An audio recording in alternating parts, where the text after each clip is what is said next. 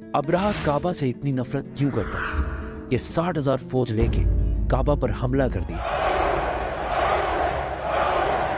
क्योंकि काबा पूरे अरब के लिए सबसे मुकद्दस जगह बन चुकी थी। पूरे अरब से लोग मक्का इबादत के लिए आते थे, जिससे चंद लोग बहुत पैसा कमा रहे थे। अब्राहा को इस बात से बहुत गुस्सा आता था कि ये गरीब मक्का वाले, ना इनका कोई बादशाह है ना कोई गवर्नमेंट है, ये क्यों पूरे अरब का सेंटर बन चुके हैं। तो उसने हमले से पहले अपनी सल्तनत यमन के कैपिटल सना में एक बहुत बड़ा चर्च बनाया ताकि लोग काबा को छोड़कर उसके पास आए। लेकिन ये प्रोजेक्ट पूरी तरह फ्लॉप हो गया, जिसके बाद अब्राहा के पास सिर्फ एक ऑप्शन बचा था, किसी तरह काबा को गिराया जाए। अब्राहा किसी बादशाह के घर में पैदा नहीं हुआ था, बल्कि ये रोमन एम्पायर के एक छोटे से शहर के एक छोटे से बिजनेसमैन का गुलाम था। असल में मसला ये था कि यमन और हबशा की लड़ाई बहुत अरसे से चल रही थी, क्योंकि यमन वाज डोमिनेटेड बाय जूज, यहूदी, और हबशा में सारे क्रिश्चियंस रहते थे। तो क्या होना था? तो पहले यहूदियों ने हमला किया और क्रिश्चियन इलाकों में बहुत तबाही मचाई, जिसकी वजह से सुपर पावर रोमन एम्पायर को बहुत गुस्सा आया। तब भी क्रिश्चियंस ही सुपर पावर थे, तो रोमन एम्पायर ने हबशा में अपने क्रिश्चियन भाइयों की मदद करके यमन में यहूदियों की सल्तनत हमेशा के लिए खत्म कर दी। और इस काम के लिए उन्होंने अपने ही गुलाम को भेजा, जिसका नाम था अब्राहा, जो 1 लाख फौज लेकर गया और यहूदियों की तबाही मचा दी।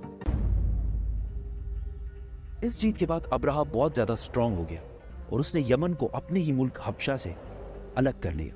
मतलब एक जनरल ने अपने ही मुल्क से बगावत कर दी। मतलब ऐसा कहाँ पे होता है?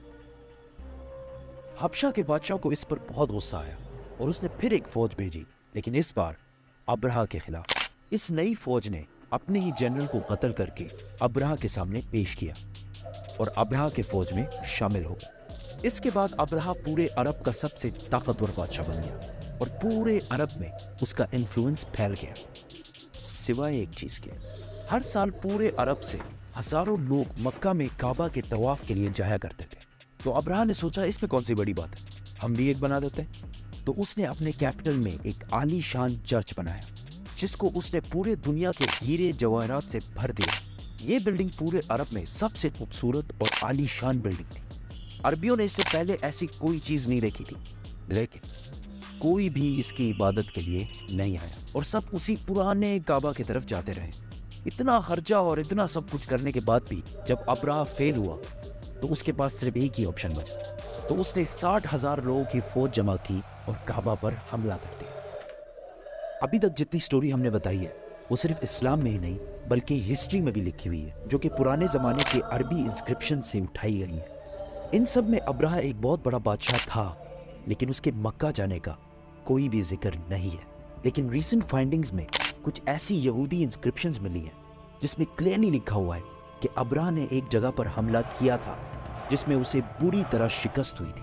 तो अब बड़े बड़े हिस्टोरियंस भी इसको मक्का पर इसी हमले को करार दे रहे हैं, जिसमें अब्राहा अपने साथ कुछ हाथियों को भी लेकर गया था। अरबियों को पता था कि वो इनका मुकाबला नहीं कर सकते। कुछ कबीलों ने लड़ाई करने की कोशिश की, लेकिन अब्राहा ने उन्हें कहा कि वो कोई खून खराबा नहीं चाहता, वो सिर्फ काबा को गिराना चाहता है ताकि लोग काबा को छोड़कर उसके चर्च में आए। आसपास सब लूटने के बाद जब वो मक्का पहुंचा तो उसने उनके चीफ को बुलाया। तो अब्दुल मुतलिब ने आकर कहा कि आपने मेरे कुछ ऊंट कब्जा किए हैं, वो मुझे वापस कर दें। तो अब्राहा ने हंस कर कहा कि मुझे तो लगा तुम बहुत बहादुर शख्स होगे, तुम्हें तो अपने ऊंटों की टेंशन है। तो अब्दुल मुतलिब ने कहा कि मैं सिर्फ अपने ऊंटों का मालिक हूँ, इस घर का जो मालिक है वो जाने और तुम जानो, लेकिन इतना मैं बता दूं, आज तक कोई भी इस घर को नुकसान नहीं पहुंचा पाया। अल्लाह। अगले दिन अब्राहा ने अपनी फौज को हमले का हुक्म दिया, लेकिन उसका हाथी रुक गया और बहुत कोशिश के बाद भी वो नहीं हिला। उसी वक्त आसमान से कुछ परिंदे आए और हर एक के मुंह में एक पत्थर था। ये ऐसे परिंदे थे कि उस दिन से पहले ना इन्हें कभी किसी ने देखा और ना उस दिन के बाद, और वो अब्राहा की फौज के लोगों को टारगेट कर करके मार रहे थे।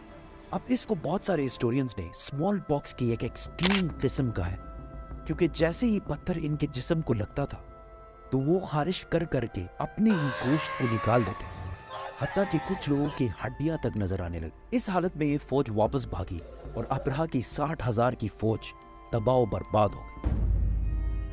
مکہ کے قریش کی یہ جیت پورے عرب میں پھیل گئی اور قریش عرب کے نئے بادشاہ کے طور پر سامنے آئے۔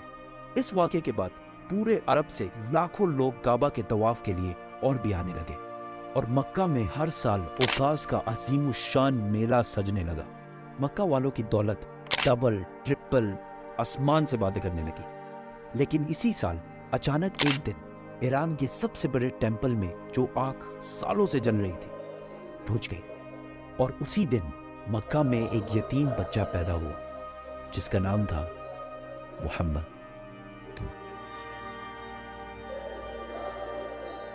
Muhammad, read.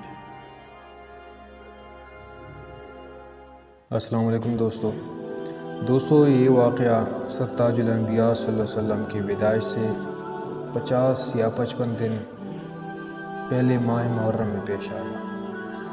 اس واقعے کی وجہ سے دنیا کی نگاہیں خانہ کعبہ کی طرف متوجہ ہو گئیں۔ اقوام عالم کو شدت سے اندازہ ہو گیا یا قدرت کی طرف سے واضح پیغام دیا گیا کہ قیامت کے لیے اللہ تعالیٰ نے اس گھر کو عزت و احترام کے لیے چن لیا ہے، لہٰذا آئندہ اسی شہر سے کسی انسان کا دعوی نبوت اللہ کی مرضی کے عین مطابق ہوگا۔ قصے اصحاب فیل میں ایک یہ بھی اشارہ تھا کہ اگر ابرہہ کا لشکر غالب آ جاتا تو سرور کائنات صلی اللہ علیہ وآلہ وسلم کی قوم کو قید کر لیا جاتا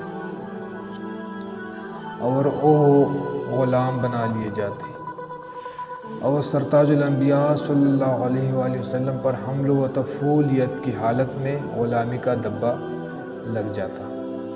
اللہ تعالیٰ نے کعبہ شریف کی عظمت میں حرمت کو قائم رکھا اور یہ واقعہ جو دو جہان صلی اللہ علیہ وآلہ وسلم کی نبوت کا پیش خیمہ تھا، کیونکہ آپ صلی اللہ علیہ وسلم کی دین میں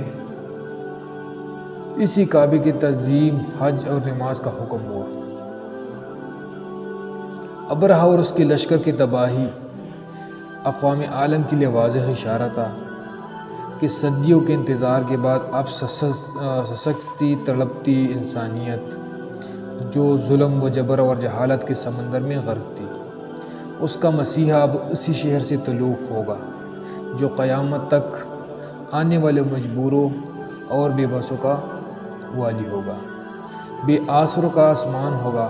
نسل انسانی کے سب سے بڑے انسان، نبیوں کے سردار اور خدا کے محبوب، وجہ تخلیق کائنات کا ظہور اب اسی شہر سے ہوگا، اور پھر یہ شہر قیامت تک اربوں انسانوں کی عبادت گاہ ہوگا۔ Thank you.